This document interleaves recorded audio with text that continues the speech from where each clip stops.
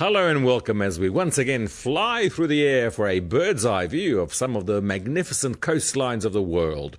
Tonight we lift off and cover more than one country, starting from Cornwall in Great Britain and then wending our way across the coastlines of Denmark, Sweden, Norway, the Baltic Sea and many other points in between. Over the following 8 weeks, we'll soar above the coastlines of Greece, France, Croatia, Spain, Italy, Scandinavia, and lots more.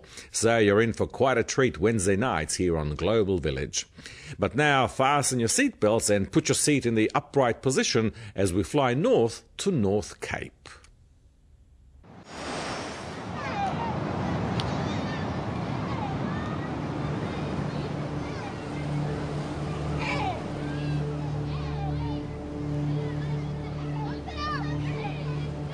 Island life. The phrase conjures up images of empty white sand and palm trees. These crowded beaches don't quite seem to fit the bill. Yet this too is an island, the largest in Europe, Great Britain. Not a desert island, it's true, but it still has stretches of sand and rolling breakers. Surfers flock to the coast of Cornwall as they do to the beaches of California. When summer arrives, these island dwellers rush down to the sand and each stakes a claim to his own little territory, marking it out with deck chairs and windbreaks. It is perhaps a little too crowded, so let's head out to sea and brace ourselves. Soon we will be heading north.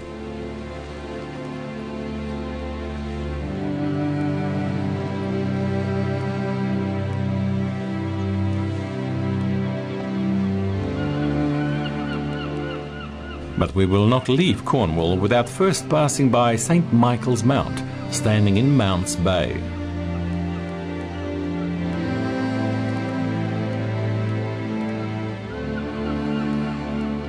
It has been a fortress, a church, a place of pilgrimage. Magnificent gardens grace its slopes.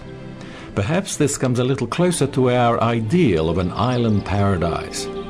But it is not quite an island. At low tide, a causeway emerges, and it's possible to cross by foot from the mainland.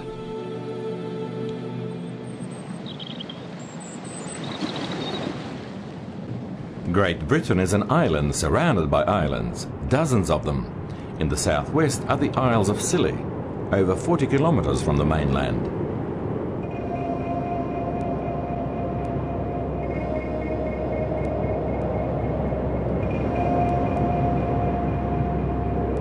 Around 150 points of land pierce the surface of the water, lumps of granite gnawed by the ocean currents. It seems at first sight a grim place, harsh and forbidding. Yet the climate here is mild. Not surprising then that pleasure craft flock to its harbours.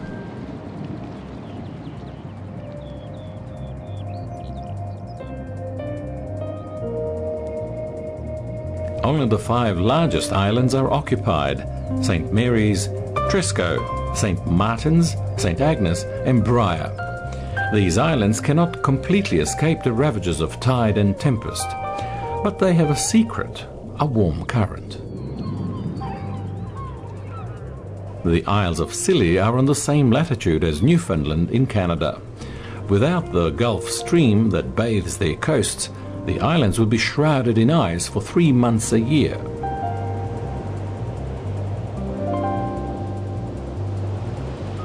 Right at the end of the archipelago, facing the Atlantic, a final plot of England rises from the sea. Bishop Rock and its lighthouse. The tower is 49 meters high. Twice it has been destroyed and twice rebuilt. The lighthouse sends out 2 beams every 15 seconds. They can be seen 50 kilometers away. Evening falls over the Isles of Scilly.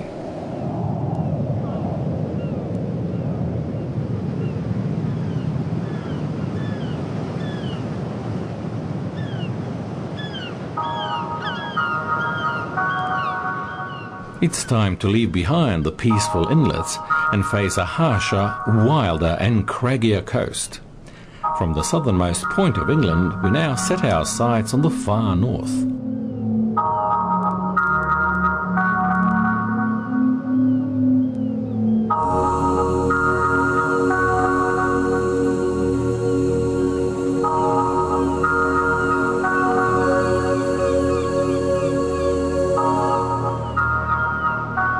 Now 1,000 kilometres lie between us and the Scillies. This is Skye, off the northwest of Scotland, the largest island of the Inner Hebrides, an island crossed by mountains whose peaks are nearly 1,000 metres high. Being so inhospitable to man, the cliffs and mountains are all the more welcoming to golden and white-tailed eagles.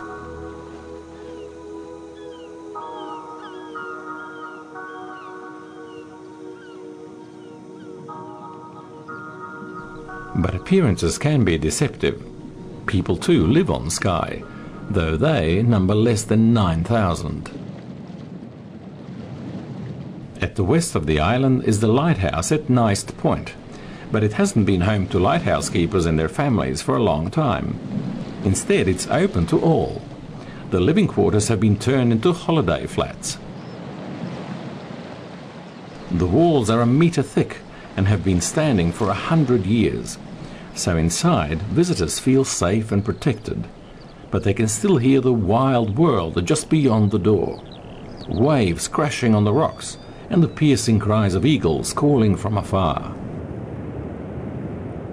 Turning their gaze westward across a stretch of sea called the Little Minch, they can dimly perceive other lands on the horizon between Skye and the open sea, the Outer Hebrides.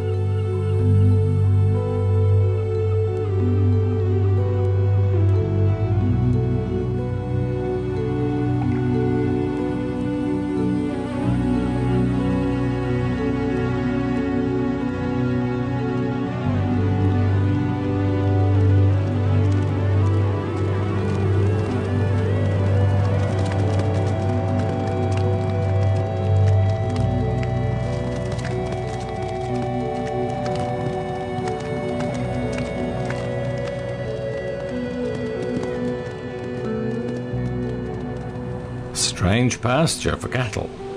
The sand is made up of seashells, billions of shells pounded and smashed by the waves.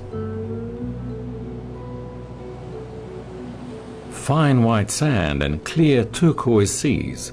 The Outer Hebrides do look surprisingly like a tropical island paradise.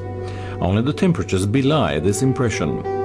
The sea averages only 13 degrees Celsius in summer.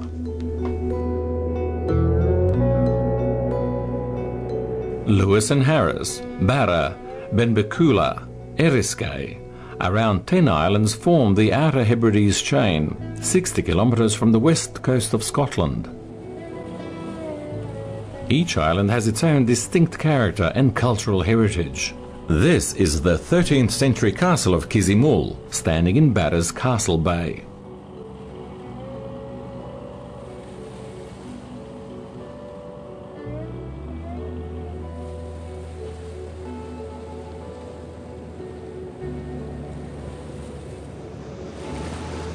Fishermen splash in a few centimetres of cold water, gathering cockles and other shellfish. They don't even need to know how to swim.